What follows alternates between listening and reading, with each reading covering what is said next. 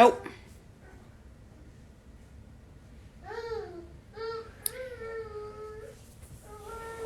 You guys, I'm going live tonight to talk real estate, wholesaling, and house hacking.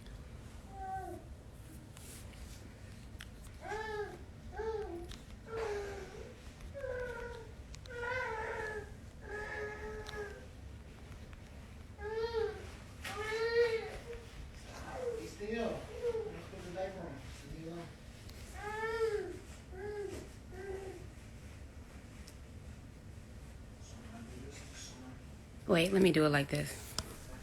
Hold up.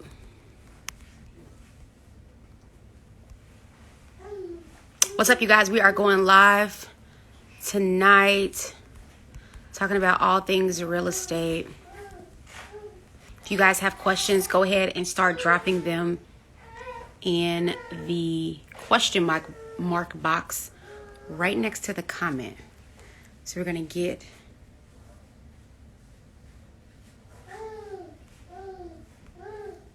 Okay, here we go. Awesome. Okay. Hello. What's up? What's up, guys? We are talking about real estate tonight. Huh? Can you hear me okay? Yeah, I can hear you. Let us know if you can hear us. Give us some hearts. You know, we like feedback when we go live, so show us some love. I've been looking forward to this. How are you doing? I'm doing good. Sorry about my tardiness. No, you're okay. Is everything okay? It was just a regular checkup, but I was like just walking around and I was like, oh my God. Time sneaks up on you. Hospitals have the best food court. So I went down to the food court and I'm like, oh my God. No worries. Well, it's nice to officially meet you. I'm Lili. I actually got sent your post by someone who just joined the live. What's up, Marky? And she sent me your post and was like, man, you gotta check this person out. They're doing some amazing things. So I'm glad we got the chance to connect. Yes. And are you in Tulsa? I am. And you're in... I used to live in Tulsa. Right? Really? So we have a Tulsa connection we didn't even know about. That's crazy. So my friend John was like, oh, she's in Tulsa. He's, he knows about your page from YouTube. He's like, oh my gosh, she's awesome. I'm like, I just checked it out, when she reached out. He's like, no, she's like really good and she's in Tulsa. I'm like, shoot, I used to live in Tulsa. I went to Oral Roberts. Okay. Yeah. I literally don't live very far from there. So small world. And you're in St. Louis now, right? I'm in St. Louis now. Yes. Okay. Yes. Awesome. Well, this is going to be exciting. I know selfishly, I kind of want to start and get an understanding of just your story, what it was like to have that post kind of like take off. And yeah, I would love, a little bit more insight into that whole situation and how it kind of contributed to the investing that you're doing now. Yeah. So, if you guys have any questions, drop them in the question box. Because if you type them, they're gonna get lost. They're going up. Come through. And I'm like, ah. So if you guys haven't seen the post, she's referring to the post I made about my grandfather. My great grandfather left us $500,000. If you saw that post, give us some hearts so we can know we're all on the same page. But ultimately, and you said your name is pronounced Lili? Yep, you got it. Okay, cool. You know what? I didn't even think that post was a big deal. I'm still kind of confused. Like, okay, yeah.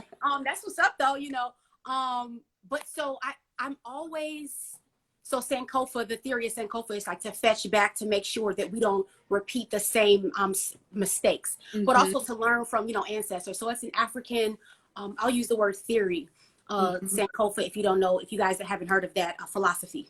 So when I'm thinking about looking back, I was thinking about my grandfather who had just recently passed a few months ago.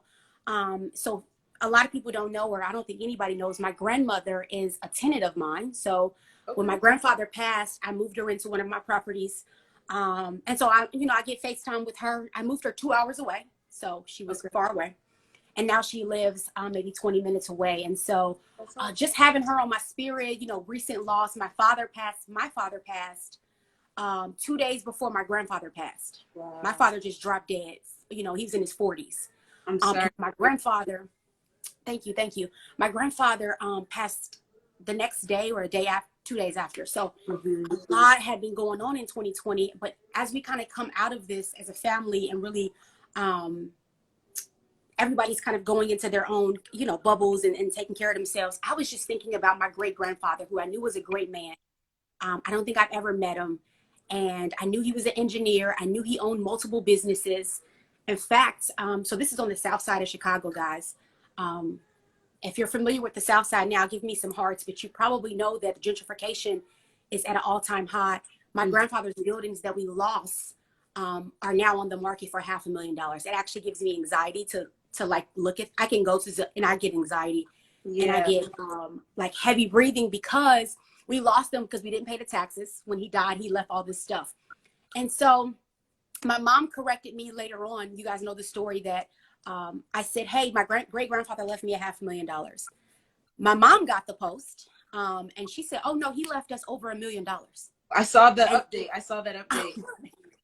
I'm like, how did we do this? So, you know, at the time I'm 10 or 11, right? So Sure. I was just reflecting. And as I reflect, I go to the gym every morning. I try to shoot a video because my page really likes video content. You guys respond the most to that. And I just shot it. And I thought about, as I was shooting it, I was thinking and talking at the same time. My grandfather, who inherited all this money, I mean, we didn't buy anything. I think they bought 2 cars. I mean, even if you would have bought a bunch of cars, like we didn't even buy flashy stuff. It was a lot of trips. It was a lot of just like junk. Living. A TV here.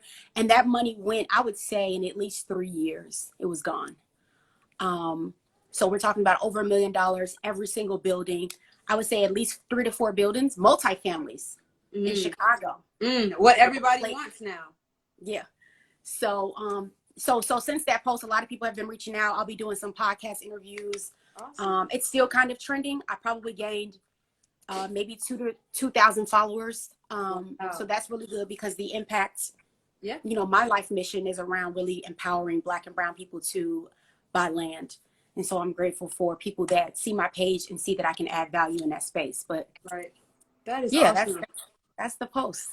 and what is kind of the transition to the now? Because what type of investing are you doing, and just how did you come from that to getting into it yourself now? You know, I didn't even realize that until I was talking to my friend who's a lender. I didn't even realize that I was kind of living in my great grandfather's legacy. I didn't realize that until we started talking. And so a lot of what I'm doing now is about financial freedom for myself. My story, if people know it, give me some hearts. But if this is new to you, give me some hearts too. I have been in community and nonprofit my whole life. And I was in the hospital in 2019. I was in hospital for months, and my CEO called me and said, we no longer need your services. Wow. And she knew I was in a hospital. She knew my son's life was literally dangling by a thread. They said he would not make it. And she knew that I needed the insurance, right? And so she cut everything off. And so I knew that because of my son's brain injury, he passed away and he had to be resuscitated, that I had to make a choice to do something different. I knew I was never going to go back to the 9-to-5 space. So my great grandfather's legacy is one thing, but then I had, like, God just started stripping me of things that were comfortable, and I had to really respond. And I said, okay, real estate. Actually, I tried a couple other things that didn't really take off, but real estate was the one that stuck. Long story short, we had about $20,000 in the bank. I took $10,000 and bought our first property. But I'm just now realizing that my grandfather's legacy of entrepreneurship and ownership is kind of, you know, coming through me. And I was the first person in my entire family that's alive that's owned a house in the whole family. We probably have a little under 100 people that's still living. And I was the very first. Wow. You're making amazing changes, it sounds like. And, you know, just thinking about what you were saying, your situation with your son and the insurance and the, you know, your income that you needed.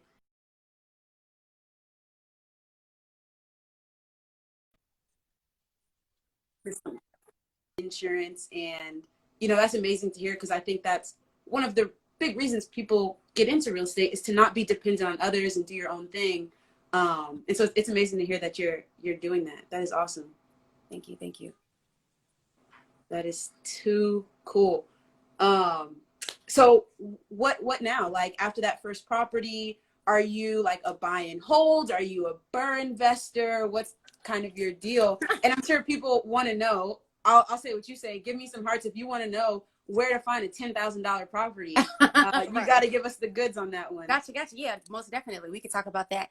Again, if you guys have any questions, drop them in the question box. We would love to chat with you guys and answer them. So my strategy was BRRRR. So I was kind of coming into real estate right at the pandemic. I honestly didn't think it was going to be this serious. I didn't think it would be this long. And so with the BRRRR strategy, guys, you don't know, you buy it, you renovate it, you rent it, you refinance, and you repeat. Okay. Yep. So I bought it, I did all the steps. So I got to the refinance part during COVID, and they're not refinancing investment properties. Right. And so the goal was to buy something, fix it up, and then pull the cash out, and then buy something else, fix it up, and pull the cash out. That's what the strategy is. And so since then, I've had to pivot to seller finance, which means that I try to find wholesalers or people that are really motivated to buy, and I try to make payments to them for their properties and get them under contract with my lawyer to protect myself. So buy and hold was the strategy. Buy and hold is the strategy, but BRRRR was kind of like the concept. And so we've had to pivot because trying to find the world changed. It's tough. Yeah. Well, it's good to hear that you've pivoted a little bit. That's pretty cool. I'm just happy to hear like that things are going well for you and you're able to pivot and find something else. Because I know the world changed. I don't think any of us expected it to be, you know, from last March to where it is now. It's just like almost mind blowing. But you adjust. It sounds like you've adjusted pretty well. Yep. I have. I feel I have slowed down, from where I would want to be. We really wanted to close the year out at a certain number of properties. And COVID just really we just took a hit as far as like our runway, how fast we wanted to go. You know, when you get into real estate, guys, if you're in it, you know, so give me some hearts. But if you're about to get in it, you're going to want to buy everything, you know, after you get that first one. And so we were really tenacious on our goal. But to answer your other question, because I don't want to bypass that, because I feel like people hold secrets in this space. I found a $10,000 property literally on Zillow. This is so counterproductive of what I tell my clients, because I do coach investors, and you can find more information in the link in my bio. But I tell people don't go. I mean, you can go to Zillow, but I try to coach you to think outside of the Zillow box. But late one night, and I was scrolling, and the property was on sale for actually $14,000, and so it was move-in ready, turnkey ready, everything. And I went to go see some other properties that were about $20,000.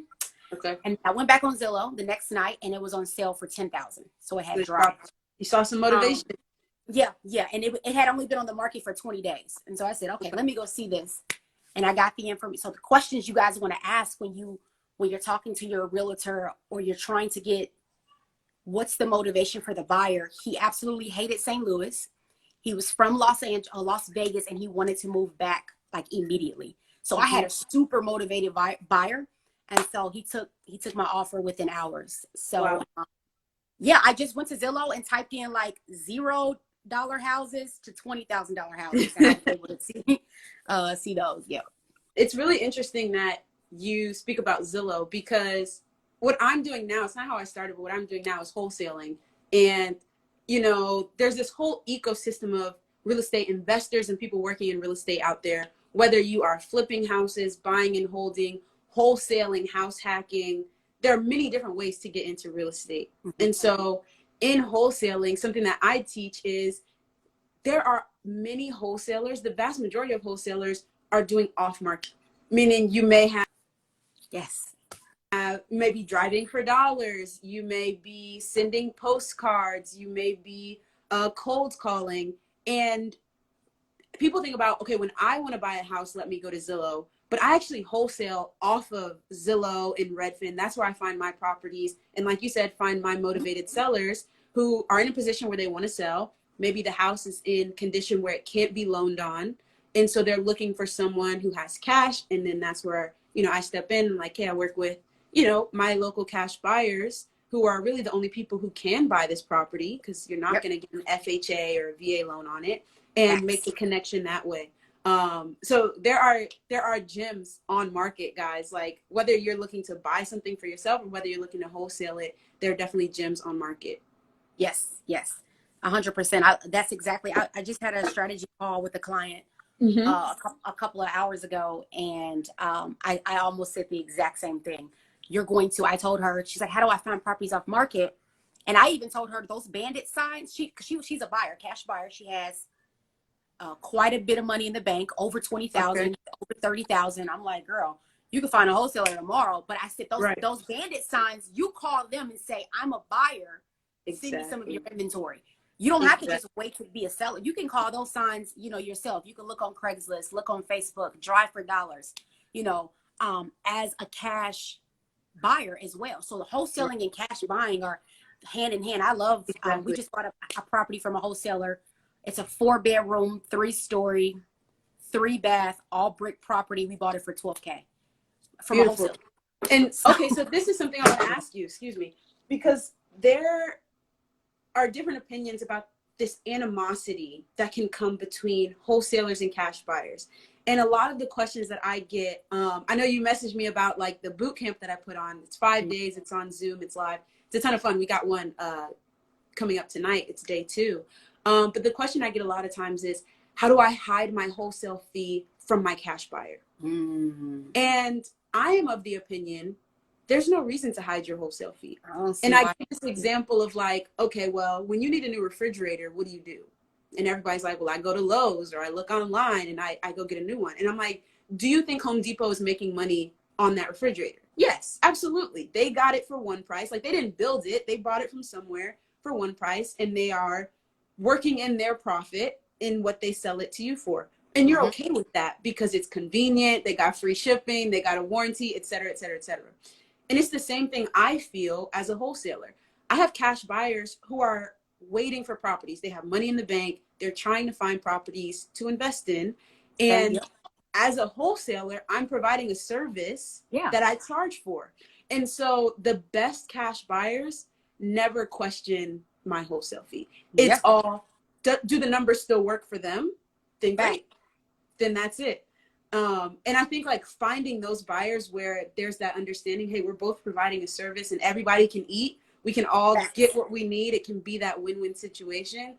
Those are the types of buyers you really want to find, not the ones who are mad that your wholesale fee is 10K when they think it should be 8K or something like Yeah. that. No, I totally agree. I think that I don't care either way. Because I'm of the ilk. Does it work for me? Yep. So I knew for a fact that when we bought this last property, he probably paid 2 or 3,000 for it. Okay. I just didn't care. That he made 7 or 8 or 9, maybe $10,000 off of me, whatever. Right. But it worked for you. It worked for me, and I was able to, through conversation and building relationships. Let me tell you guys something. None of what we're talking about is a unicorn. Like this is something that happens on a daily basis in this real estate space. But also what he did was through conversation and relationship building. Now I have a wholesaler on my team, if you will. Yep. He said, Gabby, because he's a buy and hold investor too. He said, I'm going to renovate a property that it's in pretty good condition, but I'm going to renovate it because I'm going to put it on the market for, $500,000. You can have all of my HVAC from that property. You can have all of my cabinets. You can have my countertops. You can have, and so do I care that he made 7? But he's giving me just light fixtures and ceiling fans on a property that, because I'm going to rent, I'm going to rent this property out maybe, or maybe I'll flip it. But I can go shop his property and tell my contractor, tear that out, bring that, put that in the truck. Yep. It's through conversation and relationship building. So your wholesalers aren't your enemy or your competition. Right. They can very well be also investors. Yep. And have some more stuff to give you when you're kind or you're reasonable with them. So it's not unique or a unicorn that you would get something in addition to the deal. Right. I know I see a question that just went through of where do you find these cash buyers, whether it's on PropStream or Facebook groups. I think those are 2 great ways. I think what you said of calling bandit signs, you never know if they are a wholesaler just strictly or if they're also a cash buyer. And I just did a video about how I assigned a deal in less than 24 hours. And it was the deal was brought to me by a real estate agent who had a motivated seller who was moving out of their house to move into another one. But they're like, hey, we don't want a ton of showings, people walking through our house, and we have to manage who's wearing masks and, you know, just safety things. They're like, we really just want a quick, easy sale. We know we haven't updated the property in a while, so it's just an out-of-date property. So we're not looking to, you know, squeeze every penny out of it. And the agent was like, I know exactly who can get this done for us. He gave me a call, told me the situation. I give one buyer, my best buyer, a call. And he's like, let's meet there this afternoon. And he's like, done deal. Let's do it. One day. Everybody's happy. You know, he needs to walk through the property one time. That's what the sellers want. You know, he gets paid, I get paid, the real estate agent gets paid, the homeowners get their money. It's cash. They don't have to worry about loans. And so my whole point of that story was, you don't need a huge buyers list.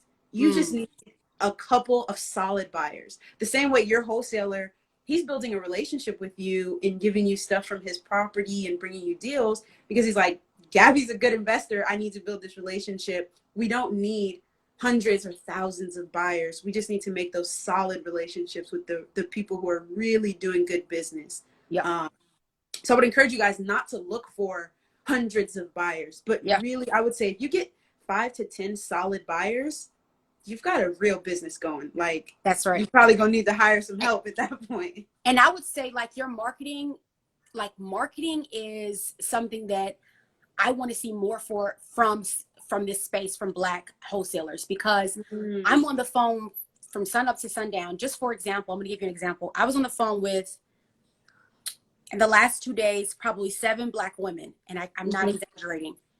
Each of them had over $20,000 in the bank. One girl had 50,000, and she couldn't find a house. And I'm like, you're gonna contact your wholesalers, and so that's so much money in the whole. I don't know about in Tulsa, but as far as in St. Louis, wholesale deals are 20K. You know, like they're fast and they're not that much. So these women had money to buy. They also had, every one of them had a 700 credit score and above. I'm like, where the hell what is going on?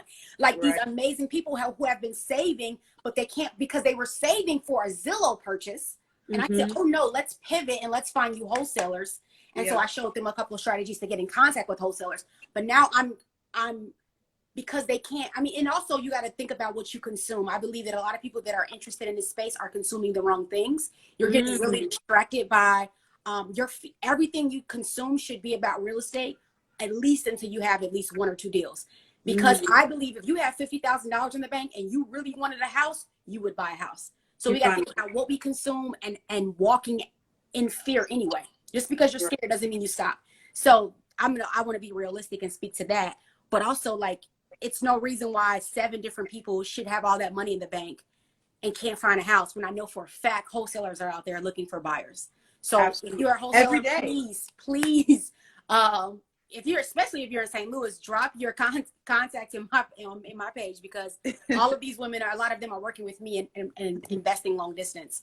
And we're looking for houses as we speak. But we got a bunch of questions in the question box. If you guys have questions, please drop them in the box. But if you want to throw them out, because you're kind of the host, so if you want to throw them out, I'm game to answer some questions. I want to make sure we also talk about house hacking as well. So let me know what you think that might come into play. What other questions you want to throw out? So a lot of these are, somebody said house hacking. Okay, I'll answer a few of these. A lot of these are for you. So this says, because I don't wholesale, how did you get into wholesaling? Oh, great question. It was the realization that there's very little risk in wholesaling and everyone is looking for deals. And so it's just a balance that I like being on this side of. And it started off with investing in a mentor. I watched your video earlier about the relationship that we have with free things. So I'll talk about that in a moment. But it was investing in a mentor. Like you said, consuming content. And even though I have a YouTube channel, which is short form content, I love YouTube as short form content, but I think we need to also consume long form content, audiobooks, getting with a mentor who can work with you on a day-to-day, weekly, monthly basis. And it's actually funny because I was playing basketball with the Harlem Globetrotters at the time. And I know, random, very, very random. But part of being a Globetrotter, right, is doing a ton of traveling. So I was hitting like 30 cities in 40 days type traveling. Mind blowing. Obviously pre-COVID, but I had so much time driving from city to city or flying from city to city. And I was just like, I'm not going to listen to any music. Just going to listen to audiobooks and podcasts and, you know, that type of shift of just investing in ourselves and trying to learn. And then just building out a system that I kind of document on my YouTube channel of getting that first deal, taking feedback from my buyers, from contractors, et cetera, et cetera. And now I have this, you know, 4-step system of how to recognize a good deal, including how to analyze it, figure out what the ARV is, what the rehab budget is. Step 2, how to actually get the contract on that property, how to market it to your buyers, and then finally, you know, how to collect your wholesale checks.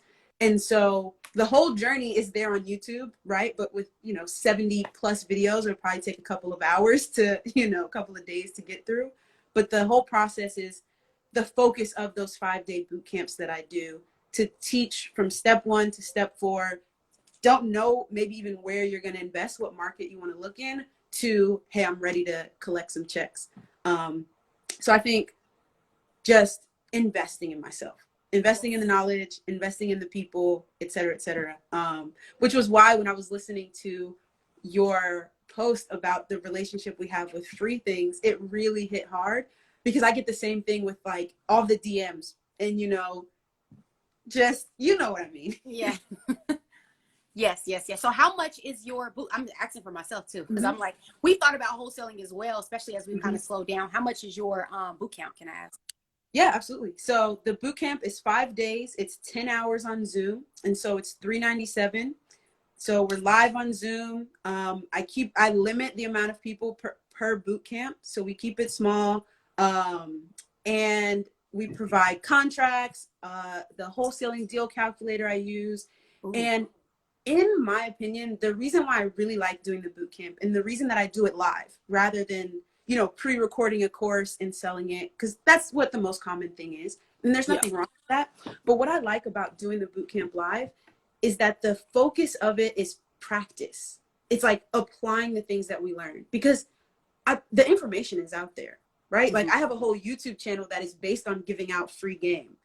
But there also has to be a step past just like sitting back and watching something. And even for me, whether it's reading a book or listening to a podcast, and that's what we do at the boot camp, is like, okay, look, here's the address. Let's all go analyze this property, figure out what the ARV is, figure out what the rehab budget is, come back and compare notes.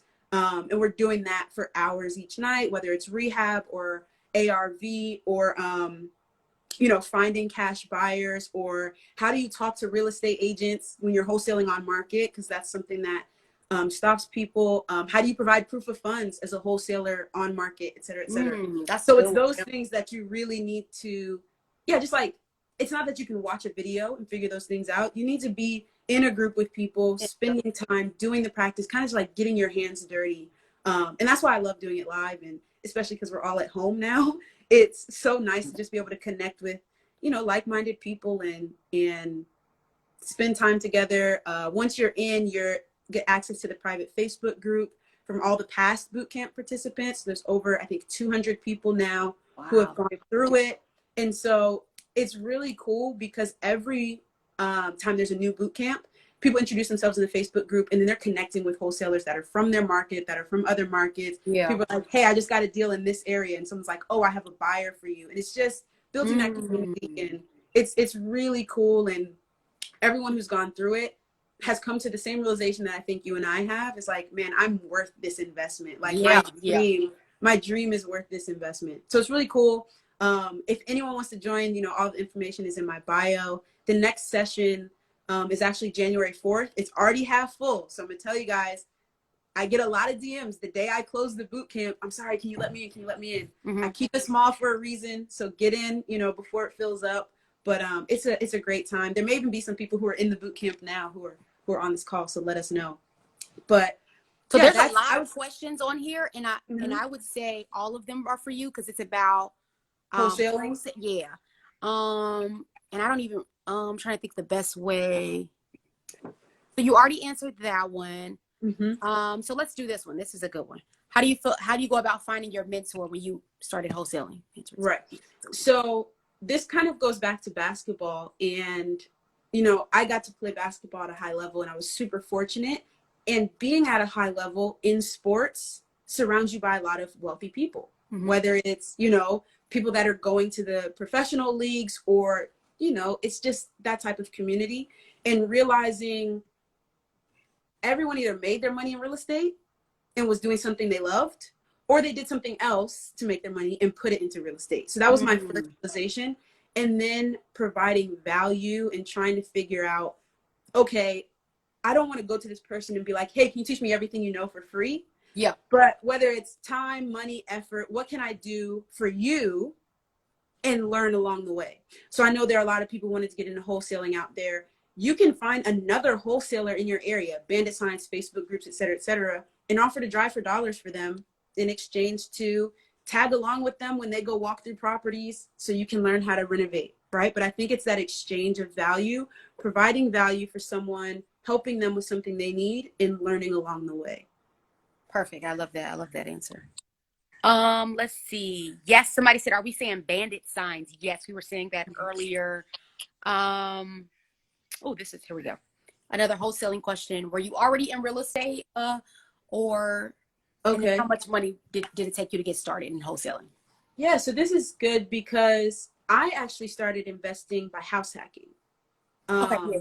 Talk about so that. It's kind of good to get into that, because it was while I was playing basketball, while I was in college, finishing up, thinking about when I was going to go pro, and learning all of these things and being like, I don't want to go rent from someone.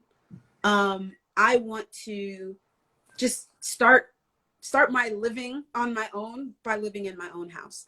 And so I was looking for a multifamily property.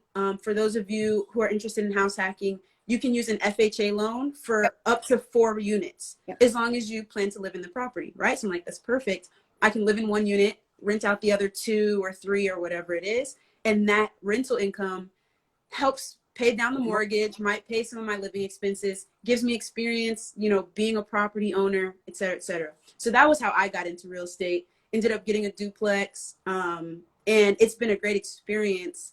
And through that process of looking for myself was when I started to learn the Tulsa market and realize everyone was looking for deals, and they're getting those deals from wholesalers.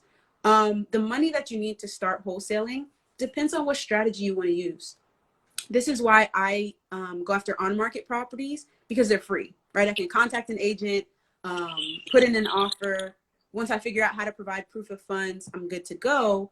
But if I want to drive for dollars, I can get people's contact information. I can pay for that. I can send postcards. I can do like text message blasting. So it really depends. If you want to go off market, can be a little bit more expensive. But there are oftentimes bigger wholesale checks, or if you want to go on market where it's free to get into, but there's usually a little bit of smaller margins. So my teaching focuses on that off or that on market, just in case you're not starting with a ton of money to invest at first. Got you. We could do this one, and then we'll just go into, guys, we're going to go into house hacking. So do you think Daca is a good first-time home buyer program for house hacking? I actually don't know what that program is. Do you? Yeah, so NACA is highly controversial because of some of the things that they require. They also have a bad reputation because it's a first time home buyers program. Okay. And if somebody's in here who's an expert or knows, please drop it in the comments. But from my understanding, they pay all of your closing costs. They pay like a bunch of stuff. So basically you walk into the house oftentimes for free, or you walk into the house and you get like a check back because they paid so much. Wow. But I'll use the word issue with NACA is their reputation. A lot of people, you could just like Google it or YouTube it, have gripes of how long it takes to get started. I know people who have been in the NACA process or wheelhouse trying to get to the next step for 1.5 years. And so just really, really long time. But the payoff is you get all of your stuff paid for. They also require certain credit scores, certain income amount. It's a lot of legalese, if you will. So for me, I don't even know if NACA. Well, I know people who have used NACA and they tell their story for house hacking. I just think it's one of those things where you have to kind of educate yourself and try. I was interested in NACA for quite some time, but again, the biggest gripe with the public is that I'll even use the word how ghetto it is, how long it takes to get started. They can't, it's just really, it's public service. It's like Section 8, it's really similar to that type of culture. And so I don't got time for that. Yeah. I like I'd rather just pay you the $10,000 than wait for 2 years to find out, to do this with you. So, So someone said that there's no multifamily properties to their knowledge with NACA, which is interesting. I know that. So from my experience, I didn't use NACA, but what I did use is a down payment assistance program. And there are a couple of videos on my channel. If you go to my channel, it's just my name, Lili Thompson. There's a house hacking playlist, and I talk about the down payment assistance. And this down payment assistance was just through the state of Oklahoma, but every state has at least one down payment assistance program, and there are federal programs. And so what they did was they paid my 3.5% down payment for me. I still paid my closing costs. There are some that will pay a little bit more, and it was a really smooth process. It took no longer than the typical closing did. And I kind of just let my lender know I wanted to use it. And, he was like, okay, I'll contact them on your behalf. You needed to be a first-time home buyer, which I was. So that was really smooth. So I encourage you guys to look into down payment assistance. And if you don't know what house hacking is, just to take a step back, it is basically the idea of buying a property using a low down payment loan. Because if you're planning to live in the property, you can use an FHA or a VA loan, which would require you to put down 0 or 3.5%. Versus if you were just going to buy a investment property, you may need to put down something like 20-25%. So if you want to live in a home, you can put down less on your down payment, and then you can rent out the extra space. Whether it's a 3-bedroom home and you rent out 2 bedrooms, or you go all the way up to a duplex, triplex, 4plex, and you rent out the other apartments. The idea of house hacking is just getting into the property with a low down payment, renting out the extra space to help you pay your mortgage or help pay your living expenses. Yep. I have a question for you.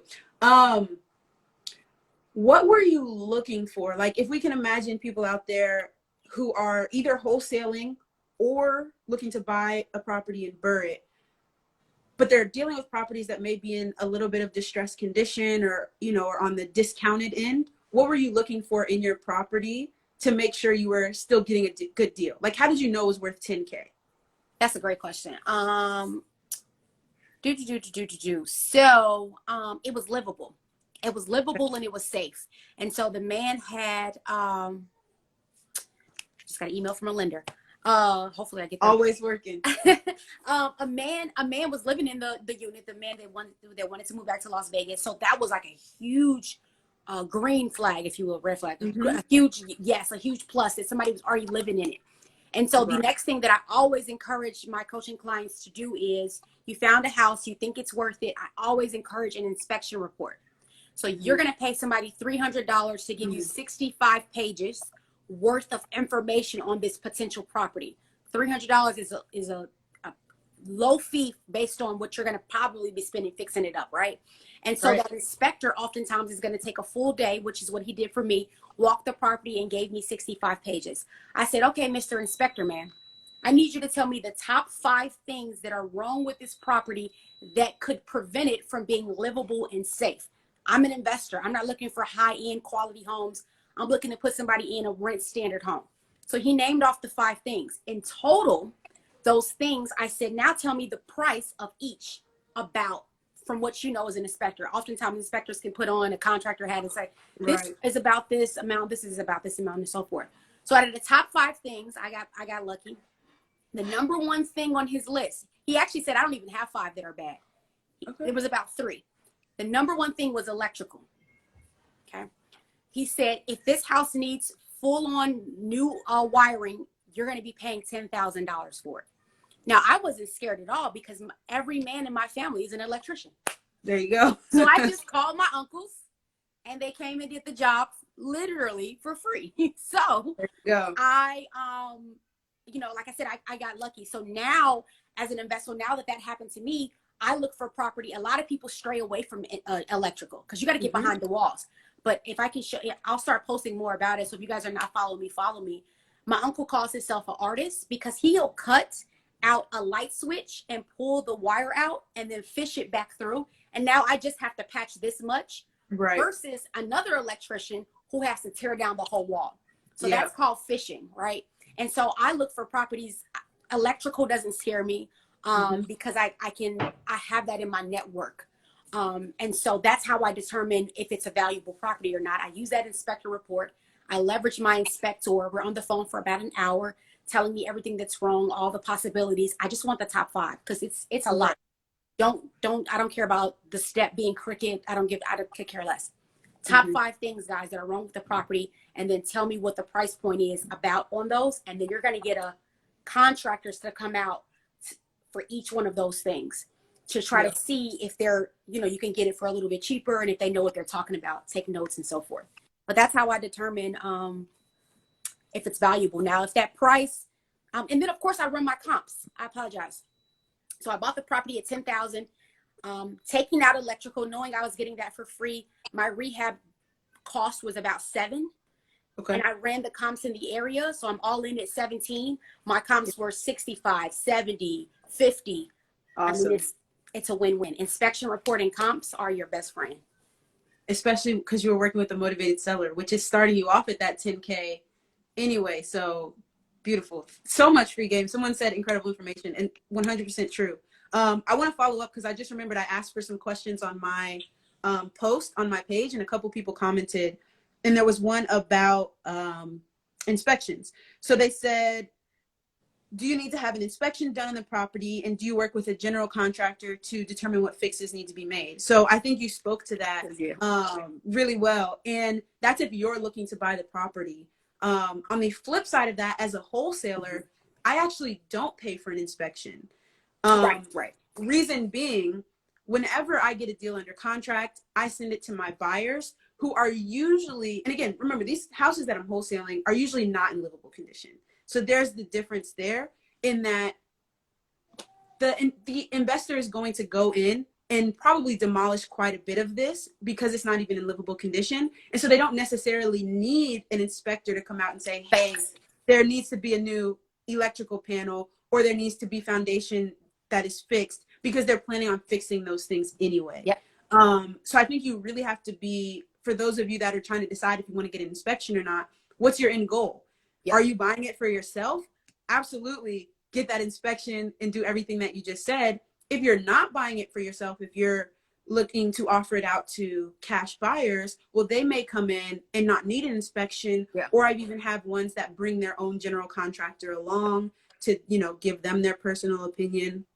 But I think the key to both of those, and like I teach, is don't make decisions for your investors as a wholesaler, because each investor is already going to have their own process. Like you have your process down. You know exactly what you need to do. If I was sending you a deal, you might not even want my inspection report because you have your own inspector who you already have your relationship with.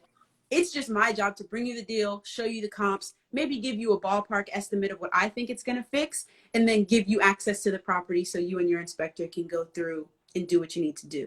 So for those of you that are trying to decide, figure out what role you're playing and know what is, expected.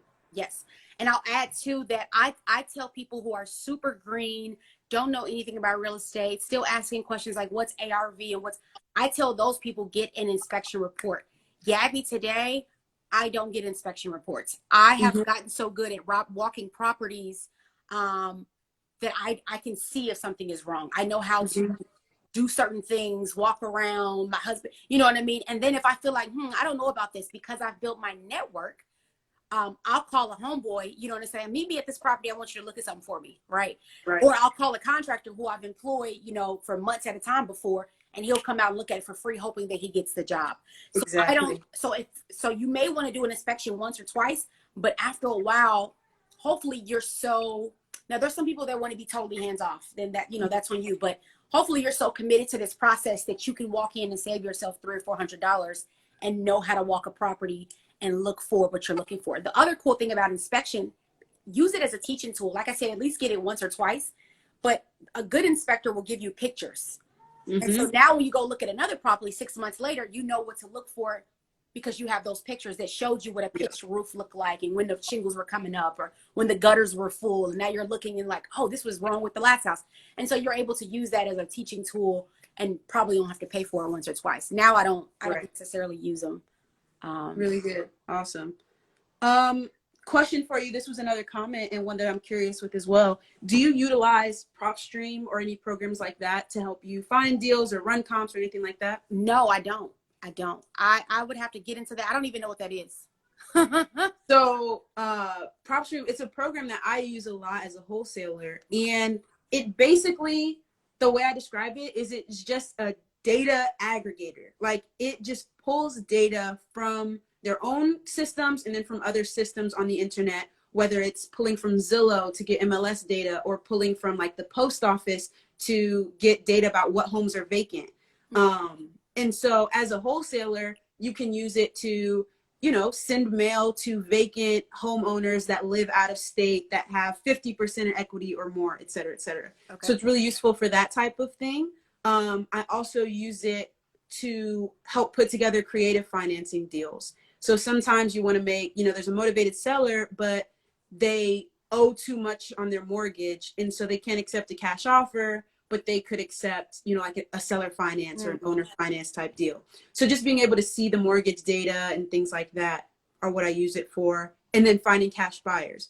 Because let's imagine that I was in St. Louis and I was wholesaling and I was looking for someone like you who's buying properties for cash. Well, on PropStream, I can look at all of the people who purchased properties for cash in the last X amount of time in these zip codes. Gotcha. And then I can skip trace and find your phone number or your email address, contact you and say, hey, notice you just picked up a property for 10K over here. Great job. I see that the ARV was 60K. You got a great one. Let me know what else you're looking for. I'm a wholesaler and I have deals coming in all the time. So that's kind of the couple of ways that I get emails and stuff through the mail all the time, and I'm like, how the fuck, you know, like, PropStream. That's so funny. It's PropStream.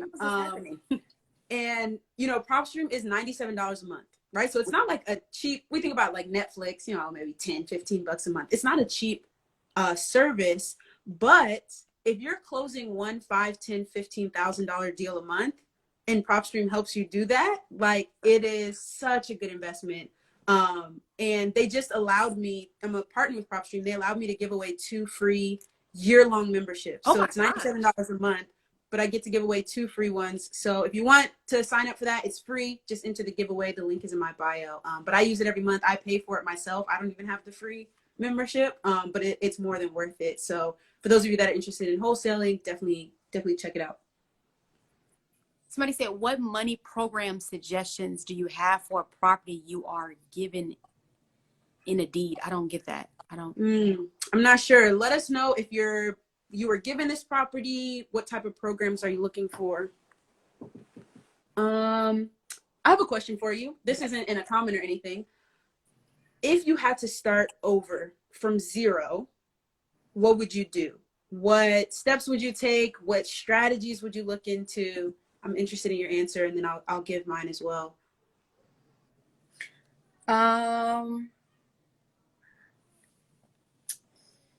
You know, I've been asked this question before, and first I said I would have bought the property, the first property, I would have bought it on a loan, but I changed my mind about that.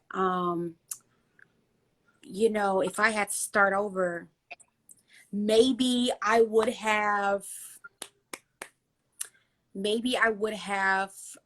looked more into multifamily with hard money lending, because you just need 10K in the bank. You need a 650 credit score in order to get a loan on a rehab. So maybe I ought to look for a really raggedy 4-family and then got a huge loan on it and refinanced it, gave them their money back, and then have 4 different tenants. Yeah. Maybe, but I really I just told a client this a couple hours ago. I said, I don't have a horror story in real estate. People have these horror stories on their first deal. I mean, I know like God is faithful. So, and I'm like, that's literally how I talk and how I think. He's very faithful to me. And so I know that me taking a risk and jumping, I know that he was catching me the whole way.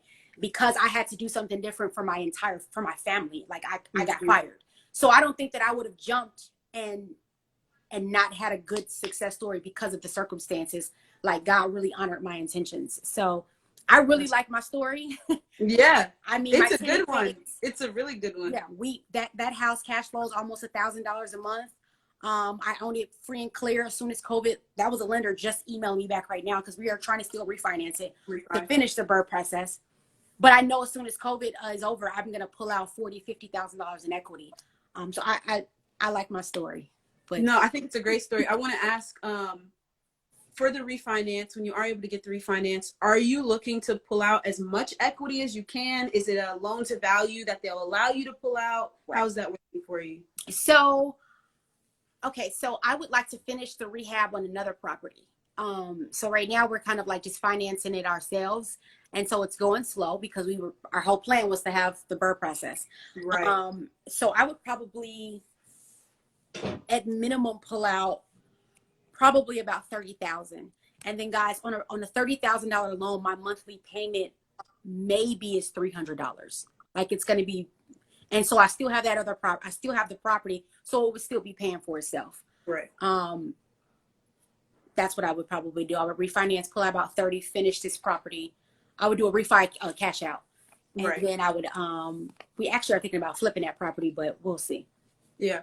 And is that the bank letting you pull out like 70% or 75% of the, new appraised value after you've rehabbed it? You know what? It's been so this is a new conversation we're having with this lady in the last couple of days. I don't remember what her numbers are. Mm-hmm. What her LTV or her, I don't remember. But I would say, but you got it so low, you can pull out what you need. Yeah. Awesome. And it was all our money. So I agree with you on the answer of like, you like your story and you like how you got started. Because I agree. I think for me, I was fortunate enough that my parents were helping me build credit when I was still in high school.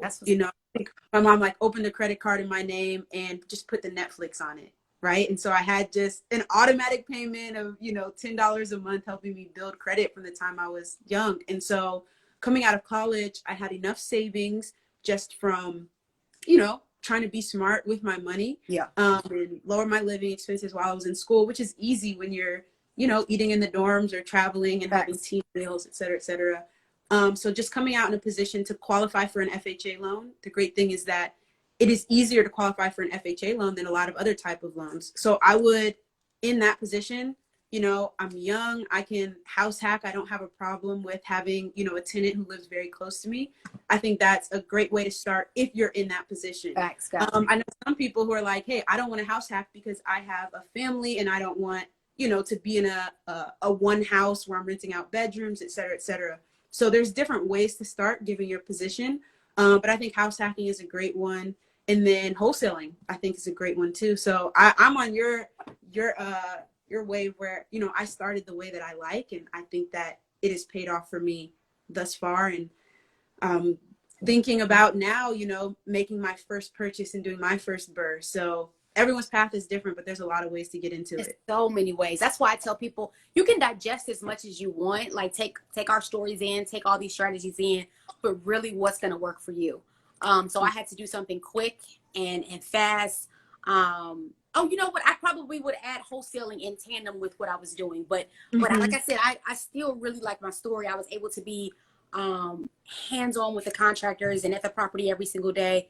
Rehabbing took about 80 days, not long at all. Wow, We got a lot of questions. Hang on. 80 days is a good rehab. But you said it was in livable conditions. That's awesome. Yeah. Somebody said, when I find a property, should I immediately open escrow with an attorney, or should I find a buyer then go to an attorney? Okay. A lot of wholesale questions. I'm assuming this is someone asking from a wholesaling perspective. I think so too. What I do is I get a property under contract. So I never market a property to my buyers that I don't already have under contract, right? Because I don't have the right to buy it, so I don't have the right to sell my contract. So I get it under contract, open escrow, and then find my buyer. And I teach find good deals and the buyers will come, rather than trying to contact buyers. Like if I came to you and I was like, hey, if I bring you a great deal, will you buy it? You'll be like, yeah, if you bring me a great deal, right? It's like, it's almost like a no-brainer. Yeah. And so it's more important to focus on getting a great deal and then go find buyers, because anyone's going to snatch up a great deal. So that's why I get it under contract, open escrow first, and then bring in my cash buyer to assign it to them. Would you all suggest the FHA loan? Yes. Definitely. If you're purchasing a property that you plan to live in, I suggest FHA. Take advantage of that low down payment. Interest rates are really low right now. So I will. I was given a property. I don't know. I still don't know what she said. I was given the property basically starting from zero. Okay. I'm confused. I don't know. I'm just going to imagine the scenario that this person has a property that maybe isn't in the best of condition. They're looking for a loan. I know, what has your experience been like with hard money lenders? Have you worked with any of them, and maybe could speak to that experience? Oh, okay. Maybe. Okay. I'll do the properties. Oh, I get the question now. Okay. She may need to rehab. Sure. That's what I'm assuming. Okay, cool. So yes. And then this, she's one of my new clients who has a call with me coming up. So great. We'll talk about this in detail. But yes, I would suggest, depending on the circumstances, hard money. If you are in St. Louis, and I can't remember if you are or not, our hard money lenders kind of are the same. So they want a 650 credit score. They want at least $10,000 to $15,000 cash in the bank. One of them wants the $15,000 to be sitting in the bank for 90 days untouched. And then they're going to give you a loan based on the deal. So it depends. Become, her name is Become Home. That's hilarious. So it depends, because It's a good name. we have to realize that, go back to what I just said, hard money gives us a loan based on the deal. So that means that a lot of the deals, specifically in St. Louis, they're not going to give a loan on because of the area. St. Louis is extremely gentrified. It's extremely stretched, as far as one side is very low value properties and very low income people that have low incomes, and then very high millionaires. And I think we even have some billionaires here. So with that being said, hard money tends to turn their nose up at, oh, I got a property, and they look at the zip code, or they look at the property and they say, we can't loan on that, because hard money is going to have a minimum. That means at minimum, you're going to have to take out $50,000 with them, with one in particular, or $30,000. And maybe after you already bought it for 20, now this girl already got a property, but after you bought it for 20, you put 50 in it, there's no money for them to even get back because of the zip code, right? The properties are so low, the comps. So hopefully that the property on St. Louis Avenue, the property, okay, you're in St. Louis, it's on St. Louis Avenue. So yeah, you probably not gonna get no hard money, baby. You're gonna be right over here with me. It's okay, I got you. Because St. Louis Avenue, I would ask this person if they're interested in wholesaling, because I don't know how much this property is or how much the rehab budget is, but let's just imagine it's a similar scenario to yours, where you said you did about a $7,000 rehab. That's one wholesale check. You know what I mean? So maybe you're not able to get that loan from a hard money lender, but maybe you're able to wholesale it and build up that capital that way. So it just depends. Yeah. You know, if you can also, I think we sleep on like personal loans at banks. Yeah, send me the property. We sleep on that like it's black folk. I mean, I would sleep too. Listen, I was right there with us. That's true. Straight sleep. But if you have a job right now and you have a 620, 630, you know, somewhere in the middle sixes credit score, oftentimes you can go to your bank. I encourage all my clients, you should know your banker by name. You should walk into the bank and say, hey, Miss Smith, you should know them, because they make money when you loan. That little $5 you put in the bank, no interest. It's not, you know, making the bank moves the needle by giving out loans. And so I would even challenge you, if it's a low rehab cost, to even think about, she's looking at wholesale, to even thinking about getting a personal loan at a bank for $7,000 or $8,000. And that's good. Paying $100 on it a month on the loan. And they said they've been talking to their credit union. Perfect. No, that's really, really good advice. This has been a ton of fun. Is there anything else you want to Don? Man, I learned a lot about wholesaling. I'm like, ooh, let me, you know, and I never heard. So I've been thinking about wholesaling, my husband and I, but I've never heard of on market. You called it deals. And so maybe I haven't been learning a lot before today. I'm like, oh shit, like that's what's up. But now I got to think, because I'm a realtor, where does my, you know, Right. loyalty lie? And there's another local wholesaler here who I've, you know, started to network with, who's also a realtor. okay. And what she does is she does some off market marketing, right? Whether it's like sending postcards, cold calling, etc. And when she finds someone who wants to sell their house, she will make a cash offer as a wholesaler. And obviously, like, there are different laws about disclosure and, you know, so I think if you are a real estate agent, you know your local laws and you have, you know, the resources with your broker to figure that out. So if you're out there and you're a realtor, like, don't take my advice. I'm not a realtor. Do what you are, you know, legally required to do with your license. But from what I understand, what she does is she lets them know, hey, I can make you this cash offer, and she wholesales the deal. Or I can list your property for you if you think you need to get a little bit more than what I'm offering. We can go on market with it. And so she kind of puts on both hats depending on what the, you know, what the person requires and what they're able to accept. Yeah. Exactly. For me, I love working with good, sharp realtors, because what I do is I stay unrepresented. I don't work with a buyer's agent, and I let the seller's agent represent me as well and get 6% on the deal, rather than just taking, you know, the seller side commission. They also represent me and get the buyer side commission. Okay. And there are ways, you know, that they have to disclose that to both parties, et cetera, et cetera. But what it does is it gets agents to bring me their pocket listings. Like that deal I said I got just in a day, that was a pocket listing from a real estate agent. It never went on market. Sure. He brought it to me. He got 3% from representing the seller. And then he could have taken another 3% for bringing me into the deal, but he took 1.5%. So he ended up making a 4.5% commission instead of 3%. So that was a win for him, win for me, win for my buyer, win for the seller, you know, because I talked about what they wanted. So the relationship between real estate agents and wholesalers is crucial when you're wholesaling on market, but it can be really beneficial. Yeah. I know we didn't get to all the questions, guys, and I'm super sorry. You guys had a lot of in detail question. Hold on, more came in.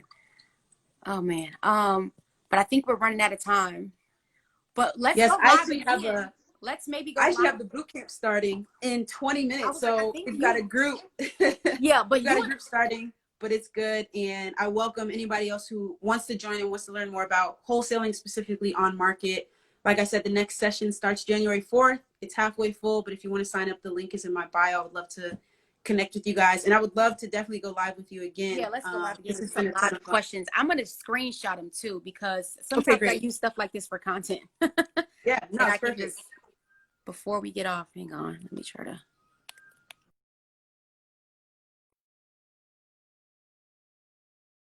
Ton of fun.